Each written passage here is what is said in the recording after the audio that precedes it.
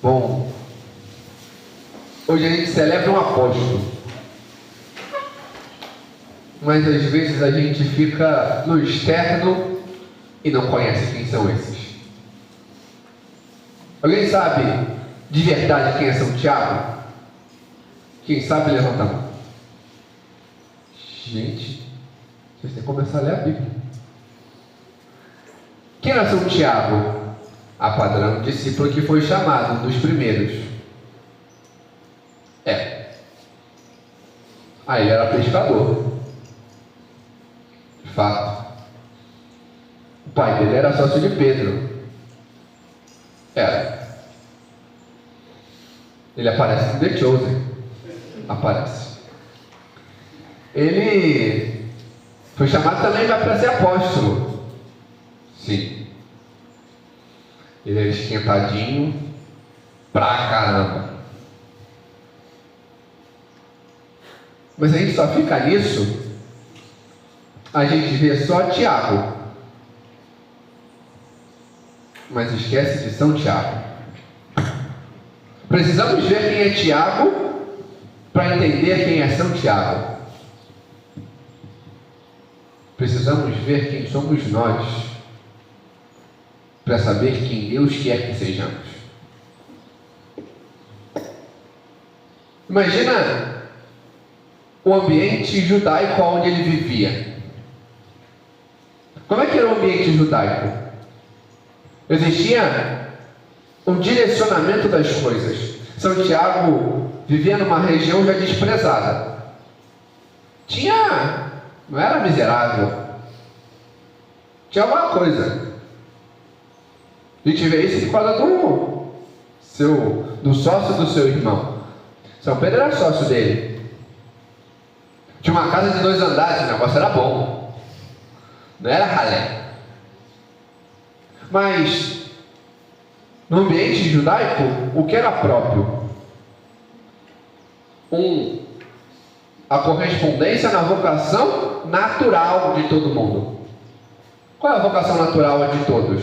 Quem sabe? Não, essa é a vocação universal. A natural de todo mundo. Qual é? O matrimônio. O matrimônio é a vocação natural de todos. O que ele mais esperava era, vai ter um momento que ele vai casar. Vai ter o acerto das coisas, ele vai se interessar por uma pessoa, vai ter um preparativo imenso, porque demorava. Vai ter a primeira parte do casamento, que são os acertos, onde ele já vai estar casado, mas não vai morar junto ainda.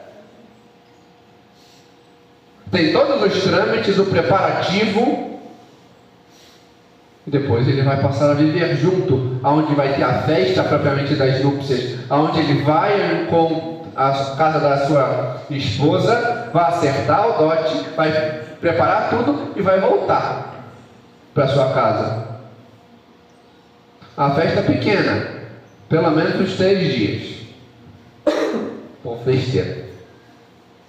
Padre, como é que a gente sabe disso? São Pedro. São Pedro era casado. Teve uma esposa. Se era viúva ou não vamos entrar nos pormenores porque o Evangelho não diz. Então, o se, bom, se não é oficial. A hipótese, na teoria, é qualquer outra coisa. Ele tinha este âmbito.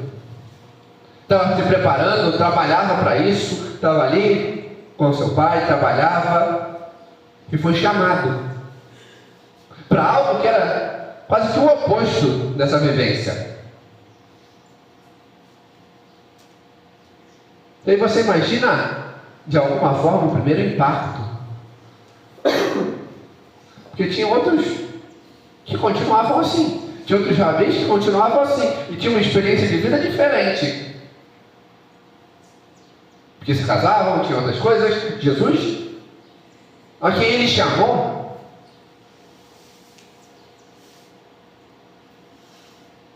que foi aquele que o chamou a seguir, tinha uma vivência, uma vida diferente. ele tinha que ser correspondente. Talvez o primeiro choque dele, aquilo que era a minha expectativa inicial, os meus afetos, o meu pensamento inicial, mudou. E aí já tinha as próprias imaturidades e inconstâncias dele. Primeiro que era ambicioso, a gente viu agora, né? São Marcos é mais expressivo. Foi a mãe nada, foi eles que queriam sentar de um lado e de outro.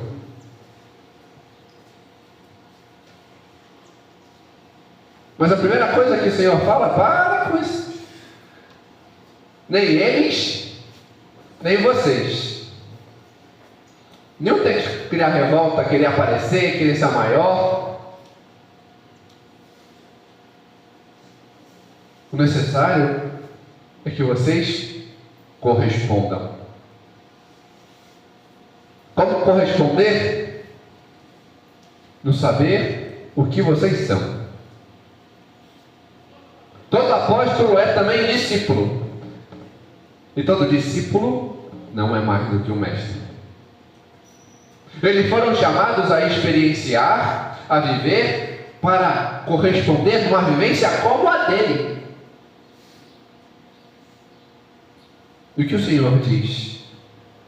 Que Ele veio para servir. Ele veio num ato de entrega da sua vida,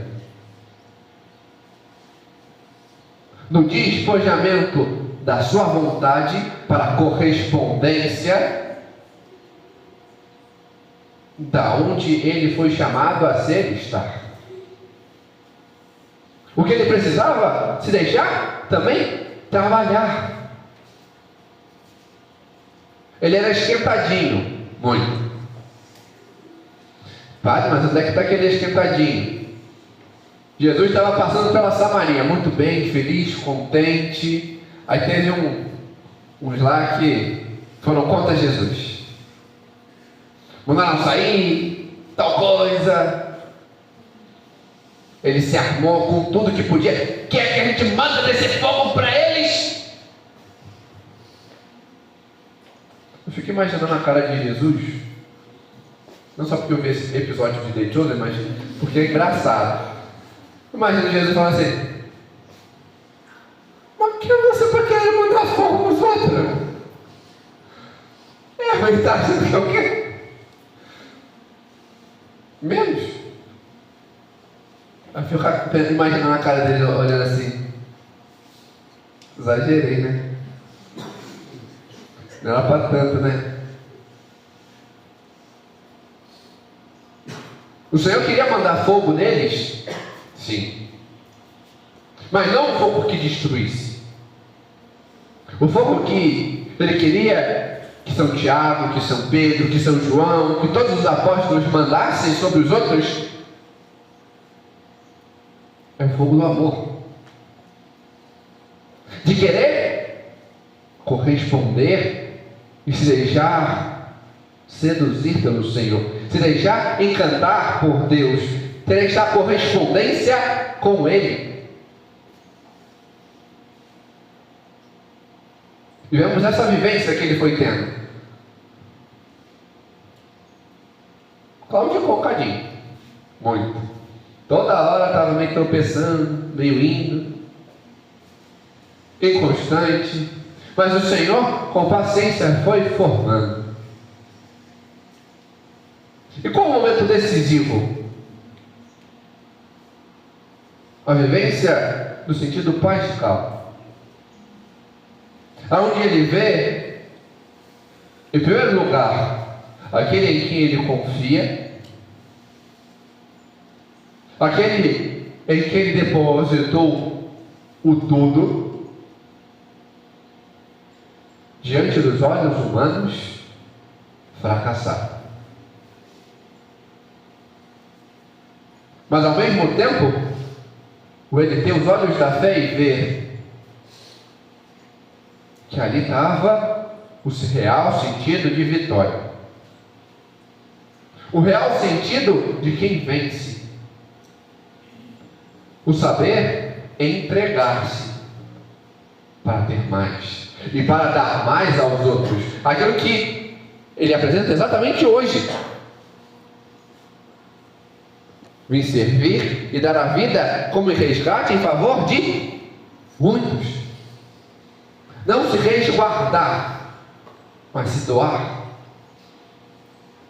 Ele viu o sentido de uma perda que ele teve. O seu mestre ali. Mas ao mesmo tempo, se viu resgatado. E experienciou o amor. Deus que vence a morte. Deus que expressa o real sentido de esperança. E ali tem essa vivência própria do Senhor que ressuscita e a Ele se apresenta. Mas Ele teve que se deixar conduzir para experienciar. Porque senão, o que ele vai testemunhar? O que Deus fez na vida dele se ele não se deixasse experienciar? Nada. Ele se deixou experienciar, se deixou conduzir, e por isso foi. Mas Deus ainda faz mais. Nosso Senhor sobe aos céus, ainda no coração dele sem temor. O que eu vou fazer agora da minha vida? E aí tem esta expressão: deixe estar juntos. Desta vivência, dessa correspondência. A unidade da igreja que se une. Se une onde? Como família. Estavam reunidos no cenáculo em família, junto àquela que era a mãe. É a mãe de Cristo, a mãe da igreja, aguardando aquele que une. E vemos este sentido de unidade em Pentecostes.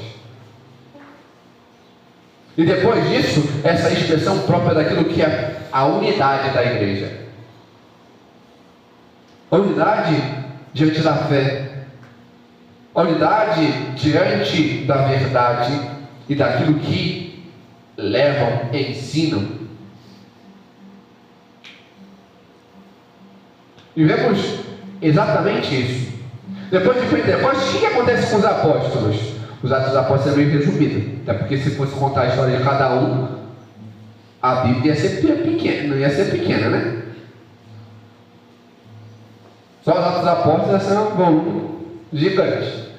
Os Evangelhos, se fosse contar tudo de Jesus, São João já fala, não ia caber no livro, e não ia ter páginas que coubessem no mundo. Então, né, as árvorezinhas iam sofrer. Então, eles foram anunciar, cada um numa região. Aonde São Tiago vai anunciar? Aonde hoje a gente conhece como Ibéria. Padre que canta todo mundo é esse. A Ibéria é uma pequena península que fica no sul da França. Constitui os países de Portugal e Espanha. Naquela região ali. Ali foi São Tiago. E São Tiago estava ali anunciando, falando, pregando, convertendo. E aí a gente vê a primeira expressão materna da Virgem Santíssima. Ela quer que os outros se unam a Cristo. O que ela faz? Ela ainda não tinha fim de dar os céus. Assim que não. Ainda não tinha sido assunto aos céus. Não quero cometer esse. A Virgem Maria ainda não tinha sido levada por Deus aos céus, sido assunta. Então, ela ainda assim aparece no lugarejo, e aparece a São Tiago em cima de uma torre pequena, um pilar, e fala: olha, Tiago, meu filho, necessita ser pregado mais, né? Então, para te ajudar um cadinho, faz aqui uma igreja. Apesar de todas as contrariedades, forma aqui uma comunidade para que eles possam me conhecer e conhecer meu filho. Mas faz rápido, que você precisa que você volte também para Jerusalém, tá? Porque eu estou te esperando lá. Ele vai lá, faz e volta. Quando ele chega lá, então, por que ela chama de volta? Porque já tinha o tempo dela, onde ela ia deixar esta vida. Estava no fim dos seus dias. Eu queria estar com aqueles que eram mais próximos. Ele retorna, tem a assunção da Virgem Santíssima aos céus, mas, ao mesmo tempo, pouco depois, diante da reunião, diante daquelas pregações iniciais que ali se deram, depois do fato, São Tiago é preso por Herodes. Estava nas celebrações pascais e Herodes mata ele. São Pedro também tinha sido preso. Herodes queria fazer festa, o Arthur lá e fala assim: ou eu quero que beba do cálice, o outro ainda não chegou a hora, dá licença que ele vai voltar. E libertou São Pedro. Mas aqui vemos o pedido de São Tiago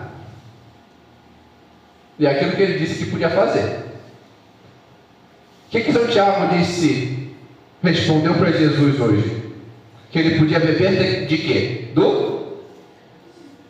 Gente, vocês estão comendo café da manhã. Que ele podia beber do cálice. Este cálice da paixão. São Tiago sofreu e entregou a sua vida em testemunho. Foi o primeiro dos apóstolos a ser martirizado, a ser testemunha de Deus. Mas Deus ainda tinha serviço para ele. Isso foi próximo do ano 40, 50. Passa-se 1200 anos. A região onde ele tinha evangelizado estava sendo invadida pelos muçulmanos. A região ibérica estava até o topo cheio de muçulmanos. Eles estavam num lugarzinho. A Virgem Maria aparece. Tinha alguns reis ali refugiados, os reis de Castela e Aragão, Dom Afonso. E aí ela aparece e fala assim: olha, vocês vão fazer isso, isso, isso.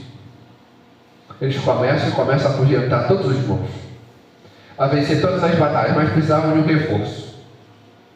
Então Deus manda um cavaleiro no cavalo, aonde os mouros vêm e batem em retirada. É a figura de São Tiago que aparece como expressão.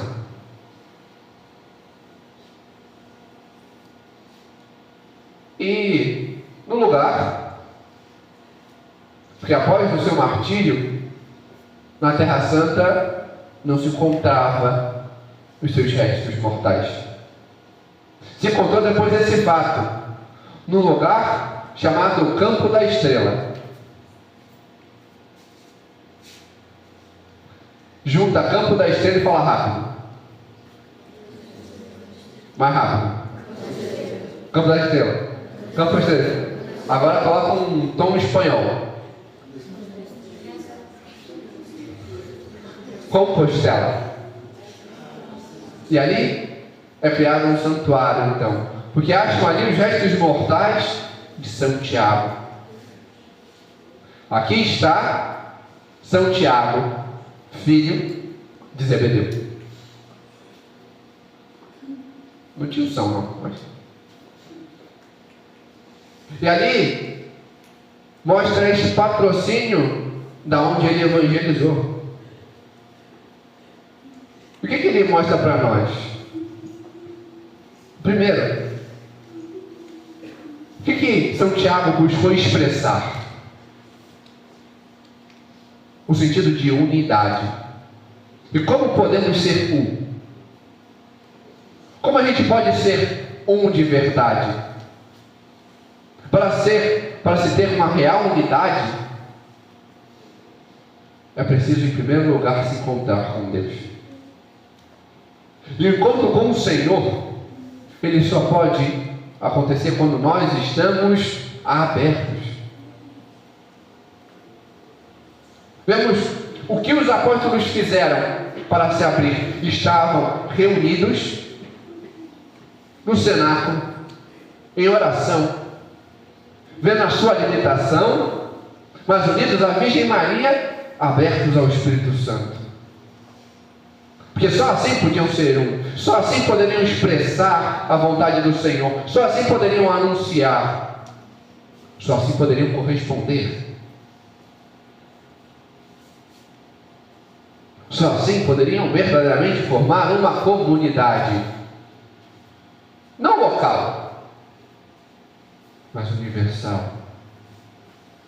Porque a igreja é aquilo que era expresso inicialmente no cenáculo e que se expande. É uma família. Cada paróquia, cada comunidade é um ato de unidade.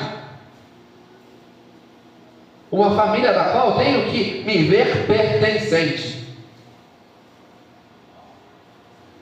Aonde eu tenho que tomar posse daquilo. Como é que você se vê hoje na sua paróquia? Como é que você se vê hoje diante de onde você se encontra? Mais um? Pois você tem que aprender a olhar ali como sua família.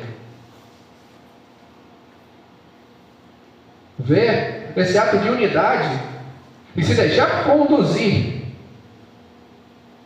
por aquele em que o sucessor dos apóstolos colocou ali à frente, para expressar essa unidade dessa parte da família, com essa família local que se dá diante da diocese, com a expressão da família universal, que se dá com toda a igreja. Em cada lugar que tem uma igreja, você pode dizer: aqui é minha casa. Mas você só pode dizer isso quando você toma posse, quando você soube se encontrar com Deus, quando você escutou aquilo que os apóstolos transmitem, quando você se reconhece como membro. É necessário que você tome posse para que você possa corresponder, para que você ali possa também anunciar. Como eu posso anunciar? Ah, porque eu quero pregar, porque eu quero fazer isso, porque eu quero fazer aquilo, porque eu vou sair para... Não. Porque aí eu sou que nem São Tiago está querendo ser no Evangelho. Eu quero estar à frente, eu quero estar à direita, eu quero estar à esquerda, eu quero fazer isso, eu quero...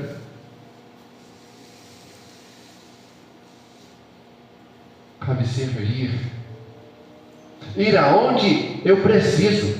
ser correspondente diante daquilo que eu preciso. O que eu preciso? Aonde você é preciso? Na sua paróquia, aonde precisam de você de fato? Você já se colocou à disposição? Já se deixou ser conduzido para servir? Ou você está escolhendo? Porque se você está escolhendo, você ainda não fez um encontro. Você ainda não está se deixando encontrar e receber o Espírito Santo. Você ainda não buscou esse sentido de unidade. Você está querendo aparecer. São Tiago teve que tomar um puxão de orelha para aprender a servir. Às vezes a gente também precisa tomar um puxão de orelha para aprender a servir, para se deixar encontrar, para poder anunciar, para poder corresponder, para poder ser quem Deus quer que eu seja, para poder servir como Deus quer que eu sirva, para poder ser um apóstolo, um enviado de Deus naquela missão, que hoje pode ser uma. Hoje você pode ser chamado a ser membro de um encontro na sua paróquia, de um grupo jovem, dos coroinhas. Amanhã pode ser outra coisa. Deus vai te pedir coisas. Não ache que é porque você é muito bom, que você é capaz, que seu... Não. Não acho que é porque você pode. Talvez seja porque você não pode. Mas é porque Deus quer mostrar que Ele pode em você. Ele quer te deixar olhar para saber que você é como os apóstolos, um instrumento de Deus para expressar o amor dele a quem precisa. Mas para isso é necessário que você o encontre, que você faça uma experiência com ele, que você se deixe conduzir pelo Espírito Santo, que você saiba expressar esse sentido de unidade, que você saiba se deixar ir e conduzir para vencer a sua limitação, o que você não gosta, a sua dificuldade,